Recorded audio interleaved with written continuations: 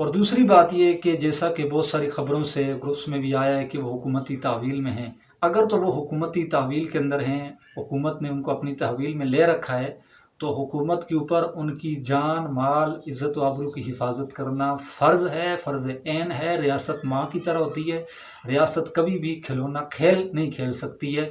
تو ہم یہ حکومت وقت کو یہ باور کروانا چاہتے ہیں کہ اگر امیر تحریک لبیک پاکستان حافظ سعد حسین رضوی صاحب کو کچھ ہوا، ان کو کچھ نقصان پہنچایا گیا، تو پھر حکومت وقت کا تختہ پلٹنے میں کچھ دیر بھی نہیں لگے گی، تو اور آپ کو یہ بہت مہنگا پڑے گا۔ شاید وہ جو آپ نے گلیوں کے اندر شہید کیے، وہ جو آپ نے کیا، وہ سارا شاید معاف کر بھی دیا جائے، لیکن یہ جرم کبھی بھی آپ کو معاف نہیں کیا جا سکے گا۔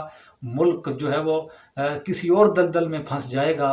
تو خدا را ہم کہتے ہیں ہوش کے ناخن لو اور اپنی اس انا سے باز آ جاؤ، ورنہ یہ کرسی کسی کی جو ہے نا کسی کو ورثے میں نہیں ملی ہے، کسی کی وراثت نہیں ہے۔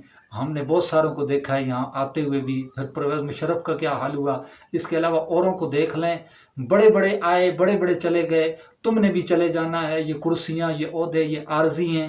اگر حقیقی عزت کمانا چاہتے ہو اور چاہتے ہو کہ آئندہ بھی لوگوں پر تمہارا اعتماد بحال ہو، تو پھر خدا را کوئی ایسی غلط حرکت جو کر چکے اس پر نادم اور شرمندہ ہو جاؤ۔ آئندہ کے لیے کوئی ایسی حرکت مت کرنا کہ جو تمہیں اپنے پاؤں پر کلہاڑی مارنے کے مترادف کر دے۔